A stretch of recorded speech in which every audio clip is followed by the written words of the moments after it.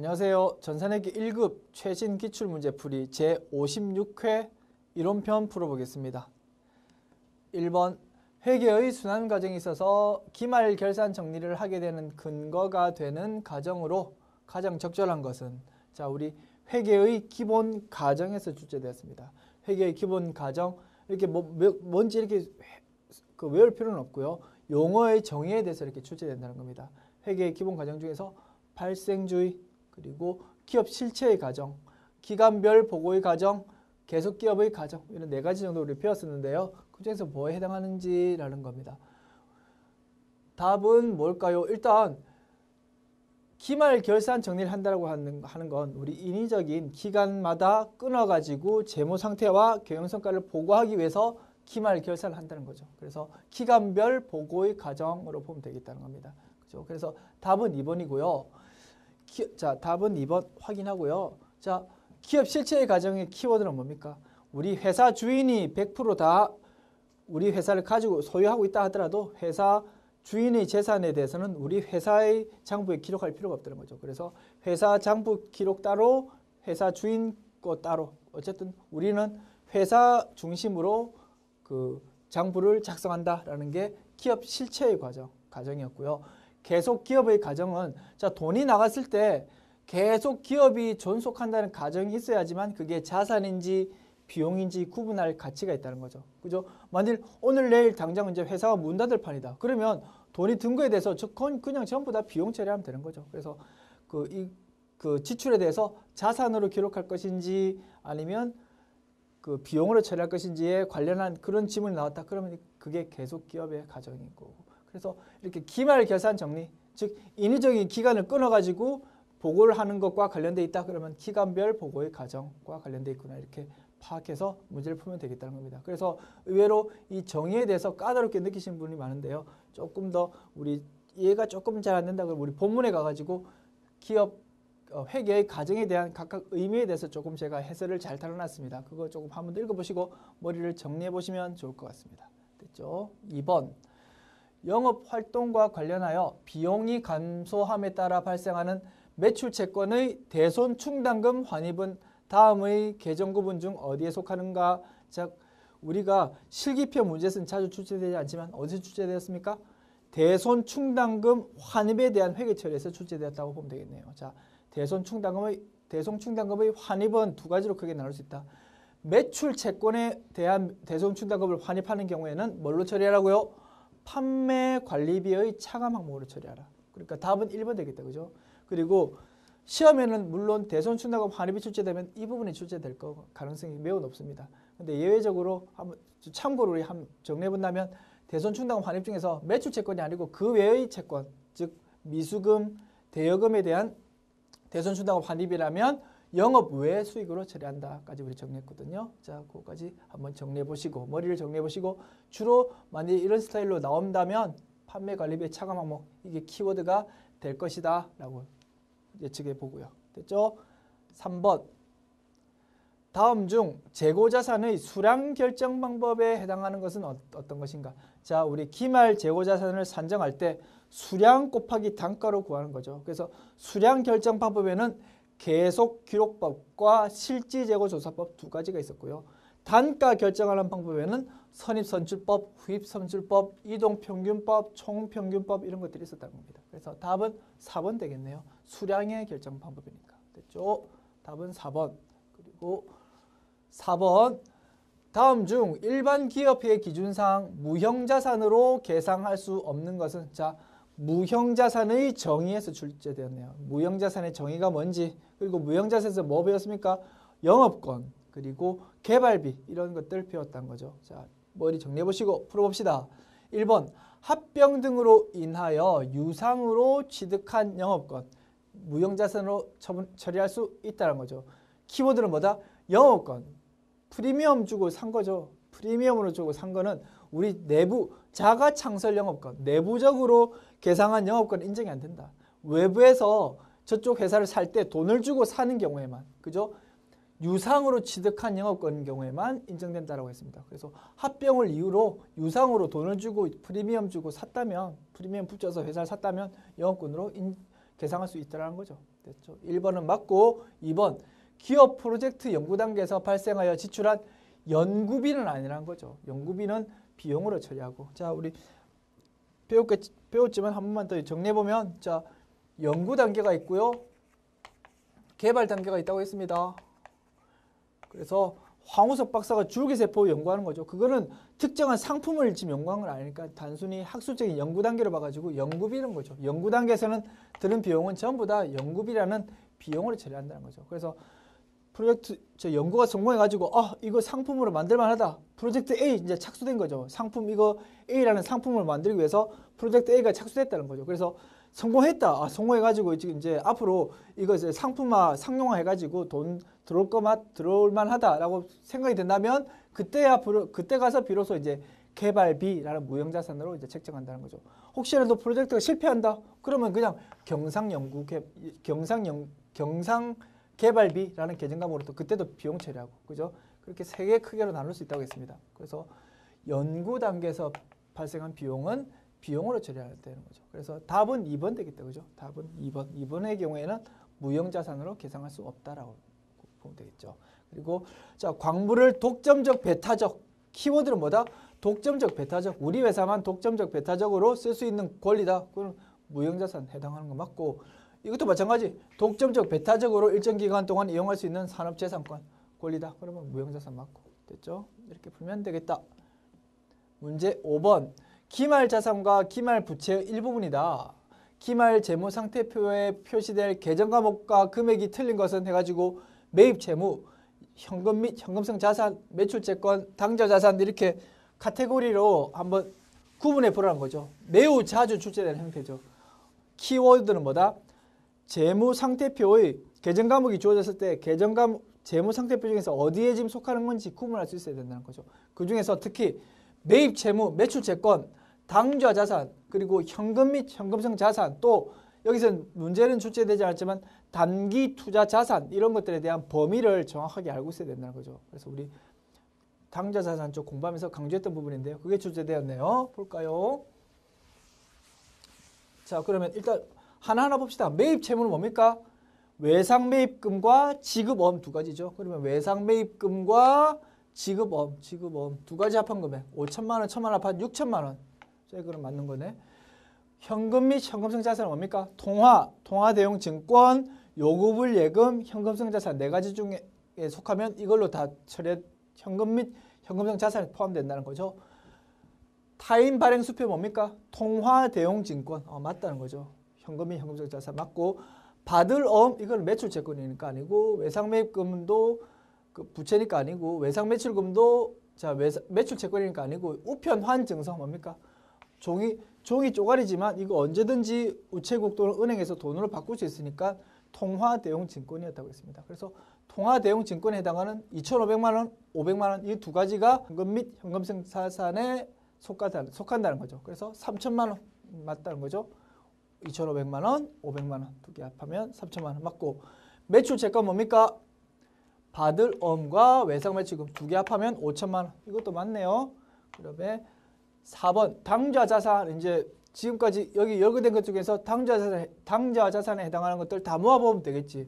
이거 현금 및 현금성 자산 맞고, 받을 어음 매출채권 맞고, 외상 매출금 맞고, 우편환 증서 아까 통화대용 증권 맞고, 이 네 가지 합하면 되겠네요. 2,500, 500그러면 3천만 원, 4천만 원, 4천만 원 더하기 4천만 원, 8천만 원 되겠네요. 그죠? 답이 8천만 원 돼야 되는데 7,500만 원 됐으니까 답은 4번 되겠다라고 정리하면 되겠네요. 됐죠? 답은 4번. 자, 볼까요? 자, 문제 6번. 다음 설명의 괄호 안에 들어갈 것으로 옳은 것은, 자, 이연이란, 자, 이연 나왔네. 이연. 수익 비용의 발생 및 이연 배웠습니다. 거기서 출제되었네요. 자, 수익 비용의 발생 및 이연이 계산 문제로도 자주 출제되고 이렇게 용어로도 자주 출제된다는 거죠. 여기서는 용어로 출제되었네요. 이연은 뭡니까? 내년에 해당하는 것에 대해서 올해 미리 돈을 주거나 받았다는 거죠. 그래서 뭐 선수, 선급, 선자가 들어간다는 걸로 우리 외울 수도 있었다는 거죠. 그래서 선수, 수익, 그리고 선급 비용 두 가지가 이연이라는 거죠. 됐죠? 그래서 미래의 수익을 인식하기 위해 현재 현금 유입을 부채로. 그러니까 뭐 내년에 해당한 거를 올해 미리 받았다는 거죠. 그게 뭐다? 선수 수익이고. 그리고 미래의 내년 비용을 올해 미리 줬다는 거죠. 이거를 선급 비용이라는 거죠. 그래서 답은 2번 되겠다는 거죠. 됐죠? 답은 2번 확인했고요. 문제 7번. 대형마트에서 상품권 50만 원을 소비자에게 현금으로 판매하면서 상품권 판매 시점에서 상품 매출로 회계 처리하였을 경우 나타난 효과로 가장 올바른 것은, 자, 이건 어디서 출제되었냐면 우리 제1장 제2절에 보면 손익계산서 작성 기준을 배웠는데요. 그중에서 수익에 대해서는 실현주의에 따라서 우리가 인식하는 게 원칙인데 각 거래 형태별 수익 인식 기준을 우리가 소개하고 있습니다. 그 이유는 뭐 일반 기업회계 기준에 이런 거래에 대해서는 이때 수익을 인식하고 이런 거래에 대해서는 이때 수익을 인식한다라고 명시 열거가 되어 있으니까 그 부분이 매우 자주 출제되니까 열거를 정리해 놨다는 거죠. 그 내용을. 자, 그 중에서 상품권 판매의 경우에는 상품권 판매하는 시점에 수익을 인식하는 게 아니고 상품권을 일단 판매할 때는 그냥 선수금이라고 회계 처리해 놓고, 자, 고객이 상품권 가지고 있는 고객이 실제로 그 티켓을 가지고 상품권 가지고 실제로 물건 사러 왔을 때 물건 팔렸을 때 매출 인식한다라고 배웠습니다. 그 거래에 대해서 즉 상품권 팔았을 경우에는 우리 회사 입장에서 선수금 처리하는 게 원칙이죠. 그래야 원칙인데 그걸 뭐라고 상품권 파는 시점에 그냥 매출 인식했다고요. 그때 어떤 영향이 있을 건지 물어봤다는 거죠. 됐습니까? 풀어봅시다. 자, 이런 스타일은 자주 나오죠. 지금 이 케이스는 상품권 판매에 대한 거래로 출제되었지만 어쨌든 거래는 다양하게 물어볼 수 있는데 물어보고 싶은 건 뭐라고요? 이렇게 자산, 부채, 자본, 수익, 비용 또는 재무상태표, 손익계산서에 어떤 영향을 미치는지 이런 문제가 자주 출제된다는 겁니다. 이런 스타일로. 자, 풀어봅시다. 정리는 다 됐고요. 자, 현재 이렇게 분기됐다는 거죠. 자, 현금을 받았겠지. 우리 회사 입장에서. 현금 50만 원 받았고요. 이 부분에 대해서 우리가 선수금 이렇게 처리해야 되는 게 원칙인데 이걸 잘못해가지고 어떻게 했다고요? 현금 50만 원 그리고 상품 매출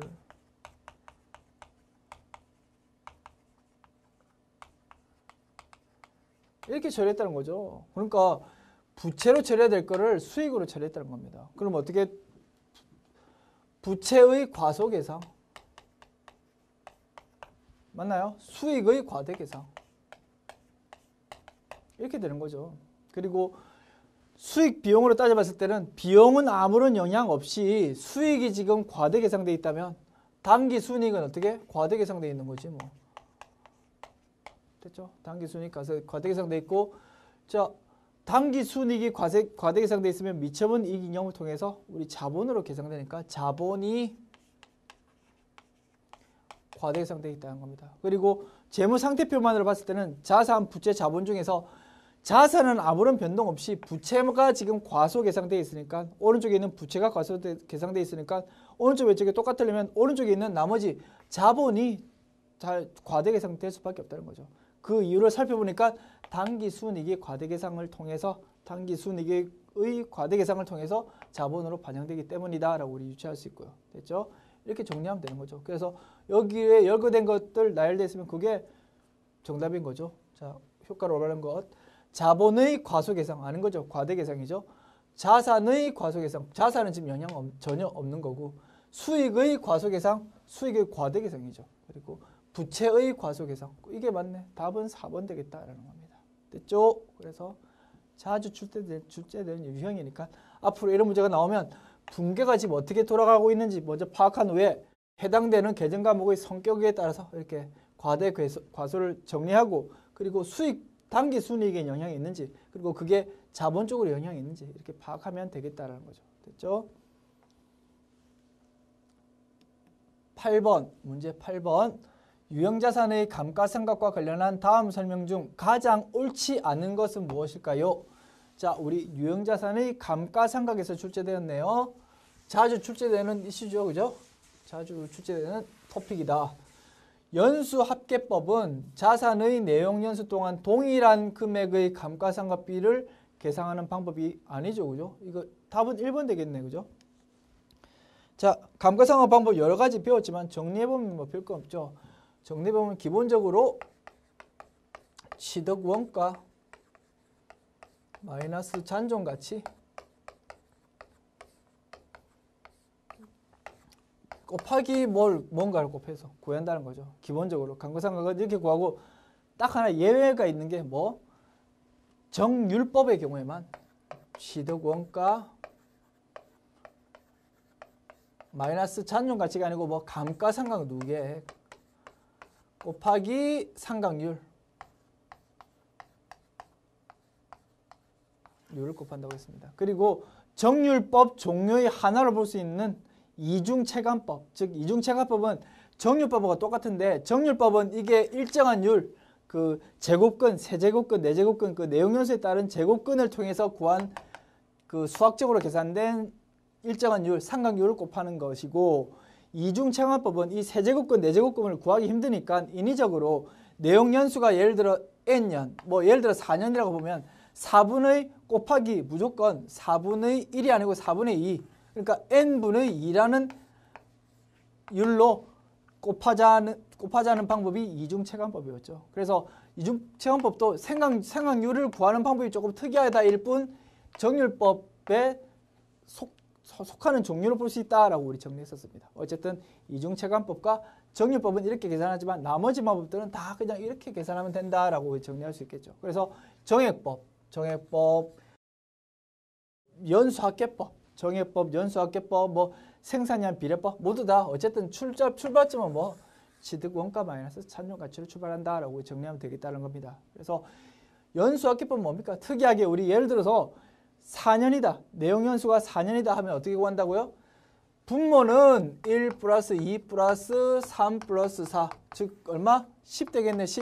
10이고 분자가 이제 매년 달라진다는 거지. 첫 번째 연도에는 4, 두 번째 연도는 3, 그 다음 연도는 2, 그 다음은 1. 그렇게 함으로써 처음 내용연수 초기에는 많이 감가상각하고 점점 하면서 줄어드는 그런 식으로 처리하는 방법이다라고 우리 배웠습니다. 그러니까 연수합계법은 어떻게 해마다 점점 줄어드니까 동일한 금액을 감가상각하는 방법은 아니다라는 거죠. 됐죠? 그리고 감가상각의 주 목적은 원가의 합리적이고 체계적인 배분에 있다라고 배웠습니다. 그죠? 그리고 3번 감가상각비가 제조와 관련된 경우에는 그 감가상각비가 재고자산의 원가를 구성하죠. 그죠? 제조 원가로 가는 거죠. 그래서 500번대 코드 쓴다는 거죠. 우리 실무 시험으로 따지면 500번대, 800번대 중에서 제조 원가와 관련된 감가상각비는 500번대 쓴다. 이렇게 우리 정리할 수 있겠죠. 그리고 4번 유형자산의 잔존가치가 유의적인 경우 매 보고기간 말에 재검토한다. 어려운 용어 나왔다. 그죠?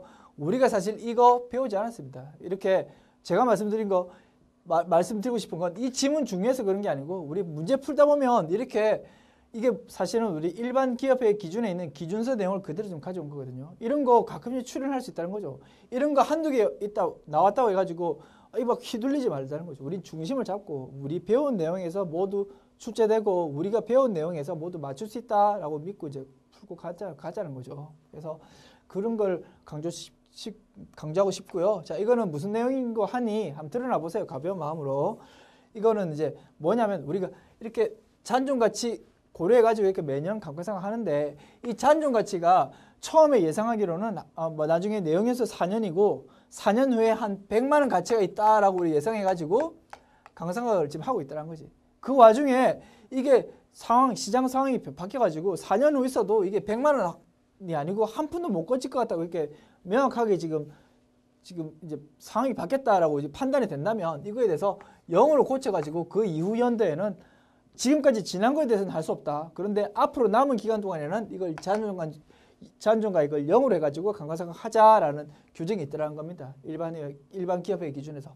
그 말이 이 말이고 유의적인 이런 말 되게 생소하게 느껴지죠. 이 별게 아니고 기준서에 이런 내용 쓰기 때문인데 있을 유자죠. 이 의미가 있다는 거죠. 의미가 있는 경우에는 즉 유의적인 경우는 중요한 경우는 이렇게 해석하면 됩니다. 그래서 유형자산의 잔존가치가 중요한 경우에는 매 보고기간 말에 이게 맞는지 안 맞는지를 좀 재검토해봐라 라는 얘기죠. 됐죠? 그런 얘기고 지문 자체가 중요한 건 아니다. 그렇죠? 그래서 중요한 거는 이런 거 한두 개 나왔다고 해서 휘둘리지 말자는 게 중요하다. 됐죠? 9번 원가 회계에 있어서 고정비와 변동비에 대한 설명 중 옳은 것은 매우 자주 출제되는 이슈라는 거죠. 원가의 형태, 원가의 종류, 원가의 개념 이쪽에서 출제가 된다는 겁니다. 고정비는 자 이거는 뭐 행태에 따른 원가의 종류네요. 행태에 따라서 변동비, 고정비로 나눌 수 있다고 했죠. 그리고 변동비, 고정비의 성격이 섞여 있는 준고정비, 준변동비도 있었다는 거죠. 그렇죠? 자 봅시다. 고정비는 관련 범위 내에서 조업도가 증가하면 증가한다. 자 말은 어려웠는데 별건 없었죠. 고정비는 이게 생산량이고 이게 원가라고 풀었을 때 한 개 생산하든 100개 생산하든 항상 똑같이 발생한다. 이게 고정비죠. 그래서 관련 범위 내에서 조업도가 증가하면 증가하는 거 일정하는 거죠. 그래서 1번 틀렸고 2번 변동비는 관련 범위 내에서 조업도가 증가하면 일정하다. 변동비는 조업도가 증가하면 일정한 게 아니고 증가하는 거죠. 이게 두 개 뒤바뀌었네. 그죠? 고정비, 변동비 정의가 좀 뒤바뀌었다. 참고로 우리 이미 배웠지만 관련 범위 내에서 약간 뭐하다 신경 쓸 필요 없다고 했습니다. 자, 원가라는 게 자, 우리가 관심 있어 하는 부분은 생산량이 이 정도 우리 상식적으로 한 100개 정도 여기까지만 우리 현실적으로 생산 설비에서 100개 정도만 일단 생산할 거예요. 근데 뭐 사실은 뭐 2,000개, 3,000개 이렇게 늘어나면 이 원가가 향후에 뭐 어떻게 바뀔지는 모르는 거죠. 모르지만 우리가 관심 있어 하는 현실적으로 우리가 생산할 수 있는 범위는 이 정도라는 거지. 그래서 원가가 이 이후에 어떻게 바뀌는지 우리 관심 없다. 우리는 여기까지만 원가가 어떻게 뭐 변동하는지 관심 있다라고 할 때 이 관심 있어 하는 부분을 관련 범위라는 이제 용어를 쓴다는 거죠. 그래서 관련 범위 내에서 이런 게 있다고 해가지고 전혀 신경 쓸 필요가 없다는 겁니다. 됐죠? 그래서 1번, 2번 틀렸고 3번 고정비는 관련 범위 내에서 조업도가 증가하면 단위당 고정비가 감소한다. 맞죠? 이 3번이 맞는 것 같다. 그죠? 자, 한 개를 생산하든 100개를 생산하든 항상 일정하니까 단위수로 나눈다면 한 개 뭐 이게 100만 원이다. 100만 원이다. 그러면 한 개 생산했다면 100만 원 나누기 1 될 거고 두 개 생산했으면 100만 원 나누기 2 될 거고 그러면 단위당 고정비는 감소한다는 거죠. 그죠? 단위당 고정비는 감소한다. 답은 3번 되겠다. 변동비는 관련 범위 내에서 조업도가 증가하면 단위당 변동비가 증가한다. 아니죠. 단위당 변동비는 항상 일정하다는 거죠. 왜? 비례해서 한 개 만들 때는 100만 원, 두 개 만들 때는 200만 원 비례적으로 증가하니까 단위당 변동비는 항상 일정하다라고 우리 배웠습니다. 됐죠? 그래서 쉽게 풀 수 있었고요. 10번 개별 원가 계산과 종합 원가 계산에 대한 내용으로 틀린 것은 이것도 매우 자주 출제되는 거죠. 종합 원가 계산과 개별 원가 계산의 비교 문제 매우 자주 출제된다. 개별 원가 계산의 핵심은 제조 간접비 배부에 있다. 맞죠? 개별 원가 계산은 자, 두 개가 생산 방식이 틀리다는 겁니다. 개별 원가 계산은 모든 제품의 공통으로 쓰이는 제조 간접 부서가 있다는 거죠.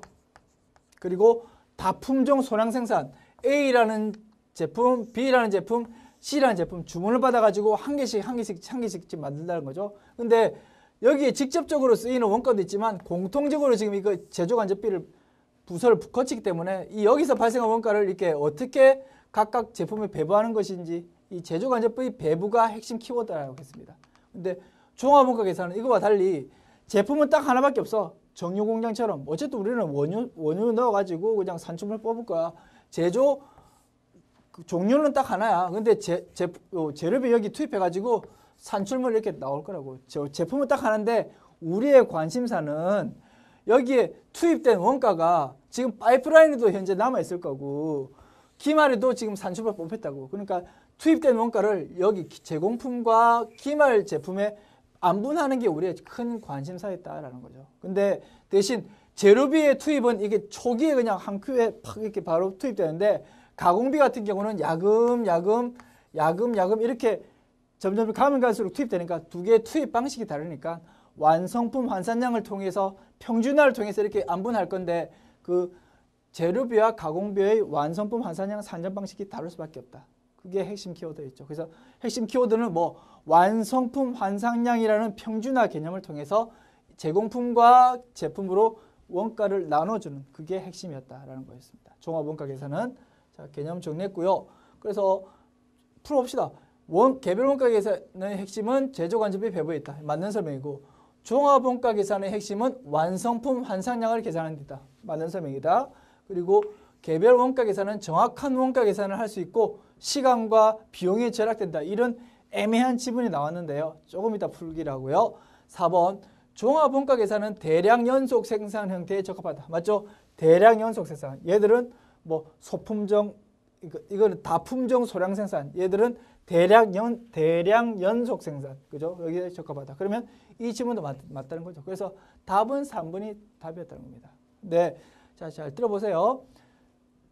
요거 세 개에 대해서 우리가 확실히 알고 있는 상황입니다. 그래서 이 세 개 지문만 안다면 답은 맞출 수 있는 문제입니다. 자, 들어보세요. 이 지문을 통해서 이게 56회죠. 56회 여기 한번 출제됨으로 인해서 57회도 한번 이런 유사한 지문이 나오고 그리고 또 58회인가 9회인가 잘 모르겠네요. 어쨌든 그 어디에도 한번 또 출제돼가지고 이런 비슷한 지문이 좋지 않은 지문인데 3번 정도 출제되었습니다. 지금까지. 그래서 좋지 않다고 우리가 불만만 할 게 아니고 계속 3번 정도 지금 출제되다 보니까 또 나올 수도 있다는 게 슬픈 현실이지만 현실이라는 거죠. 그래서 이런 지문이 나오게 된 이유를 제가 한번 설명해 드릴 테니까 한번 가벼운 마음으로 들어보시고요. 혹시 또 마음에 들지는 않는 지문이지만 이런 지문이 또 나오면 이제 맞출 수 있다, 맞출 수 있었으면 좋겠다라는 게 제 생각입니다. 됐죠? 그래서 답은 일단 우리 이미 쉽게 찾을 수 있지만 이 지문에 나온 이유가 뭐냐면 들어보세요. 개별 원가 계산은 정확한 원가 계산을 할 수 있고 여기까지는 맞는 설명이래요. 근데 시간과 비용이 절약되진 않는데 왜냐면 이 교수님의 주장은 뭐냐면 자 우리 개별 제조간접비 배부에 갈 때는 제조간접비에 대해서 이렇게 정확하게 배분하는데 문제는 이게 뭐 종합원가 계산할 때는 우리가 어떤 개념을 썼습니까? 완성품 환산량이라는 개념. 이거는 뭐 이게 진척도가 얼마냐에 따라서 완성품 환산량을 구해가지고 어떻게 하는 거다? 개념이 평준화라는 개념이 중요하다고 했습니다. 평준화한다는 거죠. 그러니까 제공품과 제품을 평준화해가지고 완성품 환산량이라는 개념을 통해서 평준화해가지고 원가를 배부한다는 개념이 종합원가 계산이라는 겁니다. 그래서 이런 평준화라는 개념을 쓰다 보니까 종합원가 계산은 조금 더 편리하긴 한데 시간과 비용이 절약되는데 편리한데 조금 더 정확한 거는 떨어지지 않느냐라는 주장이래요. 그래서 종합원가 계산과 개별원가 계산을 비교해 봤을 때 종합원가 계산은 평준화라는 개념을 쓰니까 종합원가 계산은 시간과 비용이 조금 더 절약되는 대신 정확도는 조금 더 떨어진다라는 게 이분 주장이래요. 그러니까 이 교수님 주장에 의하면 개별 원가 계산은 정확한 원가 계산을 할 수 있는데 시간과 비용은 조금 많이 든다. 이렇대요. 그래서 그렇기 때문에 3번 지문이 틀렸대. 그래서 답은 3번이다라는 게 주장입니다. 그래서 종합 원가 계산은 평준화 개념 때문에 조금 간단하기는 하나 시간과 비용이 절감되기는 하나 조금 정확하지는 않다. 반대로 말하면 개별 원가 계산은 종합 원가 계산보다 조금 더 정확하긴 한데 시간과 비용은 좀 많이 든다. 이렇게 분류할 수 있다라고 보면 되겠습니다. 정리하면 되겠습니다. 됐죠? 그래서 키워드는 뭐다? 평준화라는 개념 조금 되새겨보자. 됐죠? 이 정도 정리해드립니다. 자, 11번 넘어갑시다. 제조 원가 명세서에 대한 설명 중 가장 옳지 않은 것은 제조 원가 명세서 뭐에서 나왔죠? 원가의 흐름에서 나왔다는 겁니다. 자, 우리 원가의 흐름에서 출제되었네요. 매우 자주 출제되는 형태다. 됐죠? 매우 자주 출제된다. 원가의 흐름 봅시다. 자, 뭐 바로 지문 봐도 되겠지만 그림 잠깐 한번 볼까요? 그림을 그려보면 제공품, 제품, 자 이렇게 흘러간다는 거죠. 재료비, 노무비, 제조간접비가 투입이 돼가지고 단기 총 제조원가를 구성한다는 거죠. 그래서 기초제공품, 단기 총 제조원가, 기말 제공품, 남는 게 뭐다?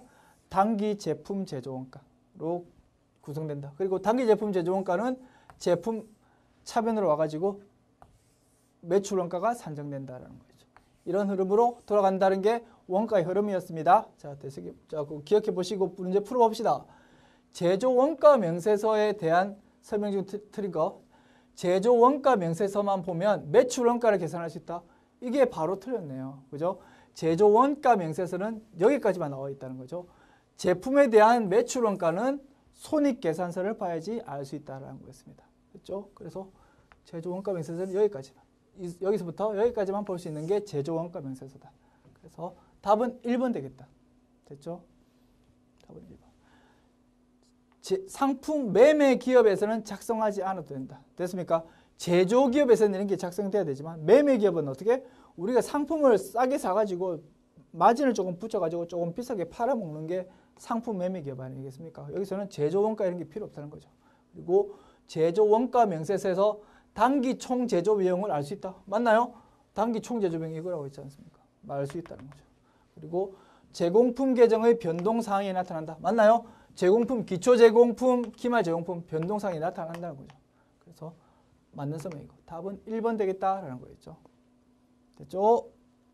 문제 12번. 공장에서 사용하던 화물차 취득원가 350만 원, 처분 시점까지 감가상각 누계액 250만 원짜리인 화물차가 고장이 나서 매각하려고 한다. 그리고 동 화물차에 대해 50만 원의 수선비를 투입하여 처분하면 120만 원을 받을 수 있지만 수선하지 않고 처분하면 60만 원을 받을 수 있다. 이런 의사결정을 할 때 이 경우에 매몰 원가는 얼마인가? 자, 우리 원가의 개념에서 뭐 배웠다? 매몰 원가의 개념은 배웠습니다. 그래서 매몰 원가의 개념 아는지 물어보고 싶었다는 겁니다.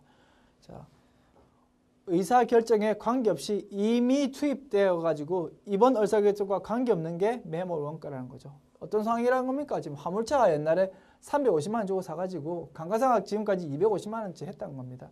영업에 사용했다는 거죠. 그렇게 해오다가 지금 이제 50만 원 투입하면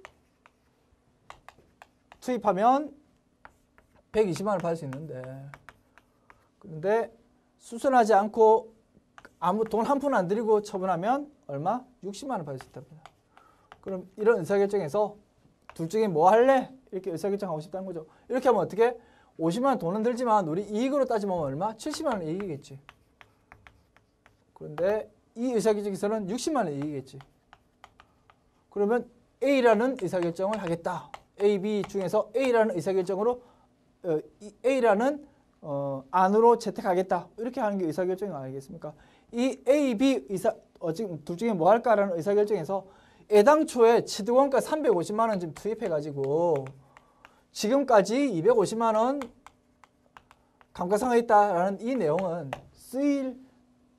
이 의사결정과 전혀 상관없는 매몰 원가라는 겁니다. 그래서 우리 사실은 원가회계 쪽에서는 관심 있어 하는 부분이 감가상각 누계, 감가상각 얼마 있냐 이게 중요한 건 아니고 현금 흐름에 사실은 관심이 있는 거죠. 그래서 사실은 지문에 제 생각에는 350만 원 이게 있으면 제일 좋겠습니다. 이게 매몰 원가. 우리 350만 원 주고 샀는데 뭐 이렇게 어떻게 처분할래? 이렇게 의사결정에서 350만 원이 매몰 원가다 하는 게 제일 좋은 답이다. 근데 답이 없다. 그러면 어떻게? 천상 350만 원에서 250만 원 차감한 100만 원, 즉 이 기계 화물차의 장부가치 이 금액을 이제 매몰 원가로 우리 답을 할 수밖에 없다는 거죠. 그래서 답이 100만 원 지문에 있으니까 답은 3번 하면 되겠다는 거죠.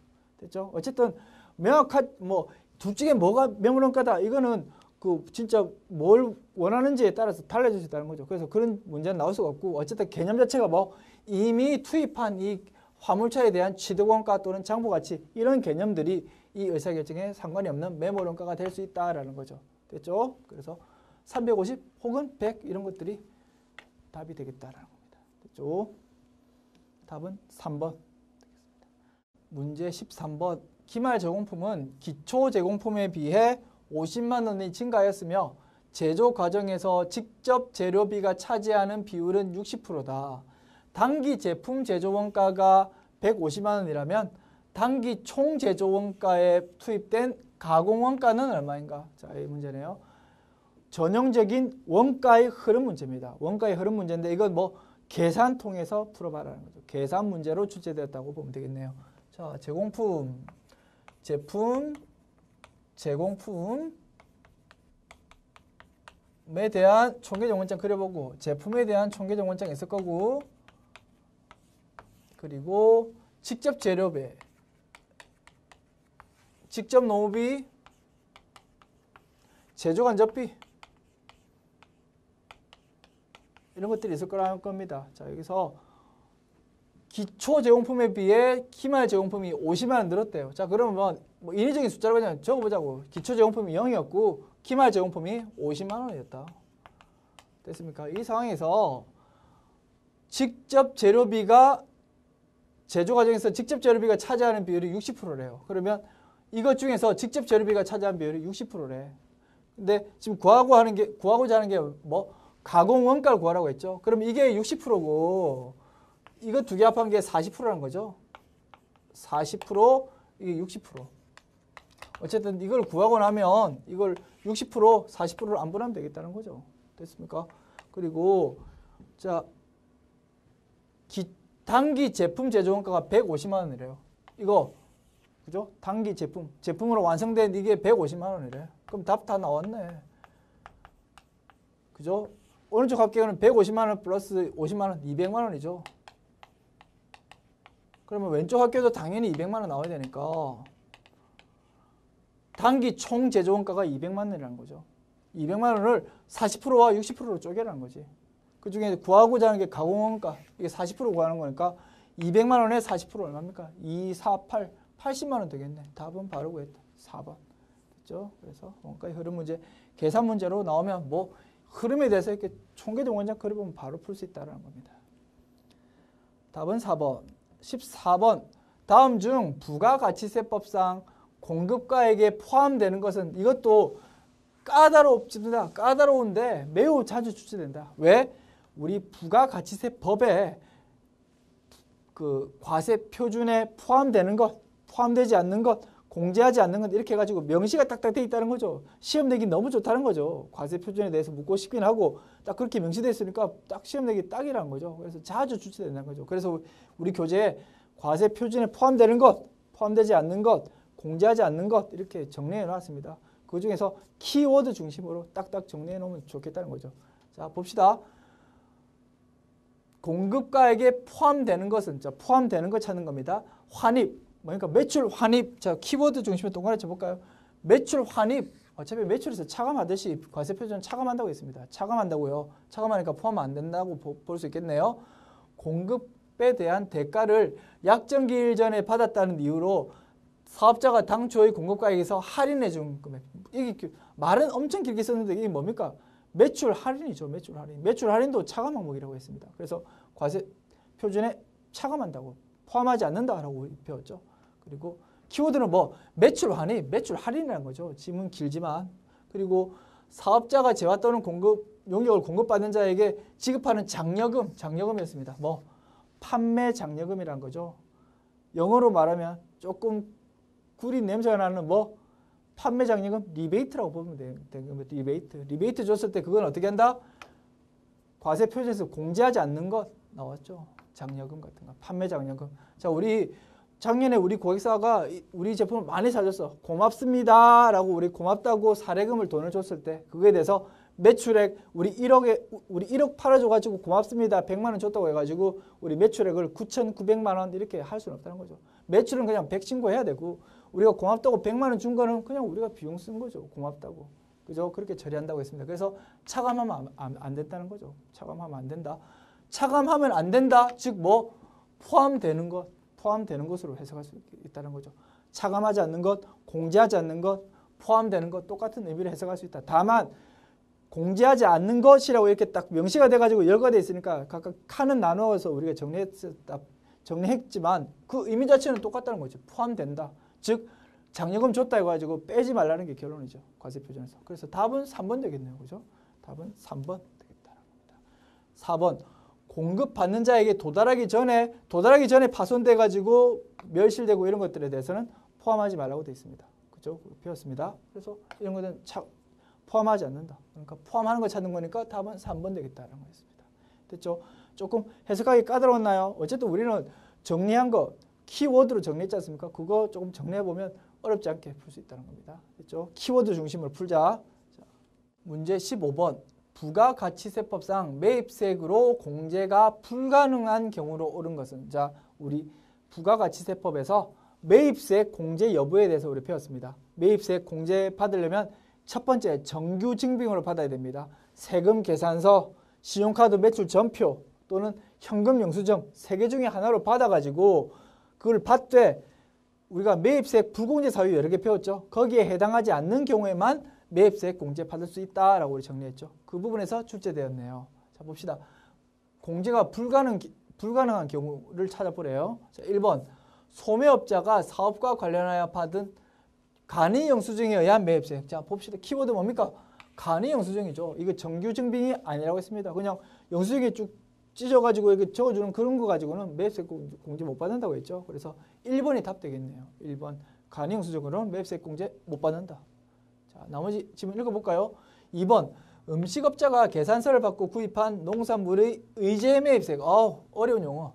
의제 매입세액에 대해서는 우리가 본문에서 규정 자체를 배우지 않았고요. 문제로만 단순하게 잠깐 설명드리고 말았는데요. 의제 매입세액, 우리 부가가치세법 조문에 나와 있는 내용인데요. 이거 조금 이따 설명드릴게요. 일단 우리가 중요한 걸 뭐다? 제가 항상 강조드린 거.